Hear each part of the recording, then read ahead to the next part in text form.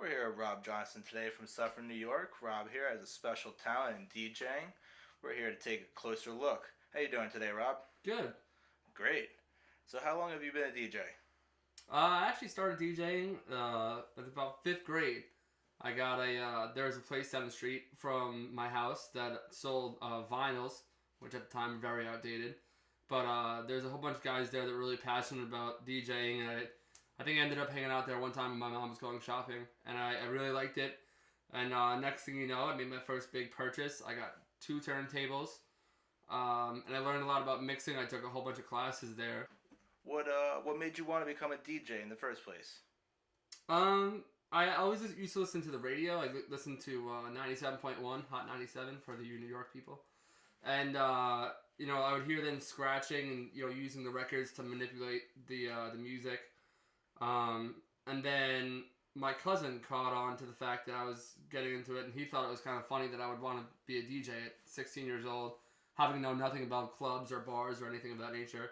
And his best friend growing up, whose name is Tom LaRock, he was a club DJ in Miami, he used to send me records for free in the mail before they would even release. They would call it a record pool. And he would send those in the mail to me, so I would get free music. And I look at that, that was a big moment for my DJing because it kind of got me really excited, and I felt I was part of like the cool club, if you will. So, What are some genres or styles of music you like to DJ? I think a lot of people automatically assume that when you say you're a DJ, you're into the whole like fist bumping Jersey Shore thing. But I think that something that separates me from a lot of other DJs is I do a whole bunch of different genres. For example, like a lot of times if I'm doing like a wedding or an event, I'll put on the Bee Gees or something old like that. Whereas if I'm playing in a bar with a younger crowd, I might play something more contemporary, more hip hop. So anything you could possibly think of. And I think that's one of the biggest things about being successful in DJing is that you have to have a wide variety, but not only that, but to mix them when it's appropriate. So when you find yourself in a room full of a lot of people, as a DJ, it's probably pretty hard to decide what type of music you want to play. How do you choose, and what are a couple examples? Well, the weird thing is that a lot of the songs that were huge in the 70s, huge in the 60s, some cases even in the 50s, a rare occasion, but a lot of these songs kind of have very similar sounds. Even though there are different styles and genres of music, they can be manipulated into an appropriate mix. So just to show you an example here,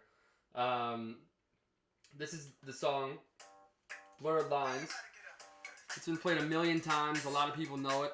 All the people in the young generation know this. A lot of even the older generation likes it. But there are some lyrics in there that are questionable that, the older crowd, they might like to dance to, but they may not appreciate. But if you listen to that song and then this song by Marvin Gaye, which is 20, 30 years earlier, this is something that, my mom's going to know the words to, my dad's going to like, grandma's going to like, everyone's going to like it. So I think that if you have, these, what a lot of people don't realize is that a lot of these trends are reoccurring trends, especially in pop music, disco, pop, country.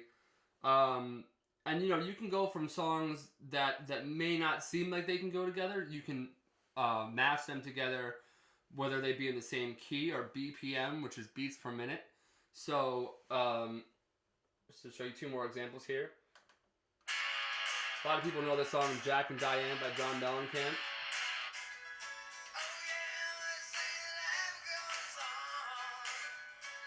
Mom and Dad are going to love that song.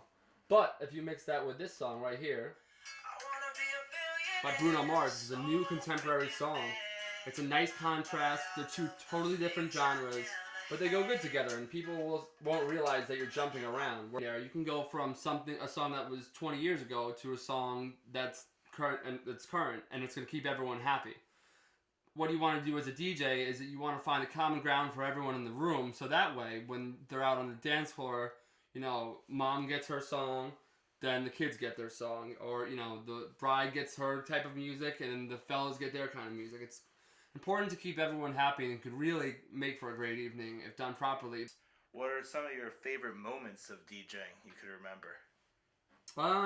They've actually been happening recently because I've only been, as far as like DJing at bars and really, not in the basement anymore.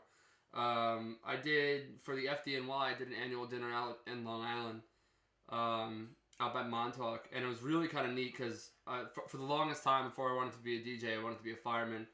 So it was kind of neat to be able to hang out with those guys and to meet them and hear their stories and stuff. But we had a great time. It was an older group of guys as well as a younger group. They paid for my hotel room, which was cool. I've never had my own hotel room, let alone having it paid for. So that was really good. That night was kind of the turning point where I knew that this is definitely something that I was very serious about, and it was quite rewarding to see that outcome. So that was probably one of the best nights. So do you have any advice for people who are looking to become a DJ? I think that there's a common misconception that, a lot of times it may seem like the DJ at the local bar is, just hanging out, having a good time. But there's a lot of work and a lot of preparation that goes into it.